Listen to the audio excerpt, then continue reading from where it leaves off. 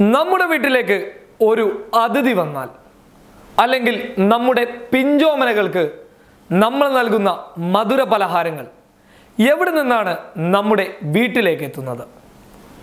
ബേക്കറിയിലെ ചില്ലലമാരങ്ങളിൽ പ്രദർശിപ്പിച്ചിരിക്കുന്ന മധുര പലഹാരങ്ങൾക്ക് പിന്നിൽ വലിയ ഒരു സത്യമുണ്ട്.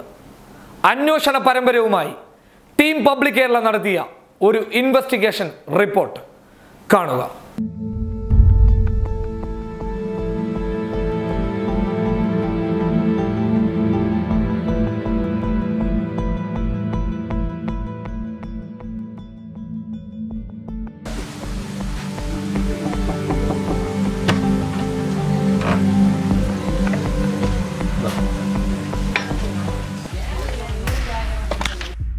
കാസർഗോഡ് ജില്ലയിലെ ബേക്കറി സാധനങ്ങളും മിഠായികളും ഉണ്ടാക്കുന്ന കേന്ദ്രങ്ങളിൽ കൂടിയുള്ള ഞങ്ങളുടെ യാത്രയിൽ കാണാനായത് ഞെട്ടിക്കുന്ന കാഴ്ചകളാണ്.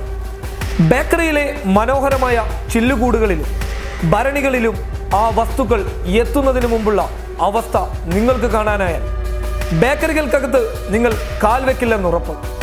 പിഞ്ചുമക്കൾ വരെ ആർത്തിയോടെ കഴിക്കുന്ന വസ്തുക്കളുടെ നിർമ്മാണശാലകൾ ബന്ധപ്പെട്ട ഹെൽത്ത് വിഭാഗങ്ങൾക്ക് അക്ഷയപാത്രമാണ്. തമിഴ്നാട് സ്വദേശികൾ നടത്തുന്ന ശുചിത്വരഹിതമായ ഇത്തരം കേന്ദ്രങ്ങൾ യാതൊരു മാനദണ്ഡവും പാലിക്കാതെ കാസർഗോഡ് ജില്ലയിൽ പ്രവർത്തിക്കുന്നതറിഞ്ഞിട്ടും ഇവയ്ക്ക് നേരെ കണ്ണടക്കുകയാണ്. നമ്മൾ മനസ്സിലാക്കേണ്ട സമയം കഴിഞ്ഞിരിക്കുകയാണ്. നമ്മുടെ മക്കൾക്ക് നൽകുന്ന മധുര പലഹാരങ്ങൾ മധുര വിഷങ്ങളാവാതിരിക്കാൻ നമ്മൾ തന്നെ ശ്രദ്ധിക്കേണ്ടതുണ്ട്. ഒപ്പം അധികാരികൾക്ക് ഇത്തരം നിർമ്മാണശാലകളെ നമ്മൾ തന്നെ കാണിച്ചു കൊടുക്കേണ്ടതുണ്ട്. കാരണം ഇനിയുള്ള തലമുറകൾ ഇത്തരത്തിലുള്ള മധുര വിഷങ്ങൾ കഴിക്കാതിരിക്കാൻ നമ്മളാവണം മുന്നോട്ട് വരേണ്ടത്.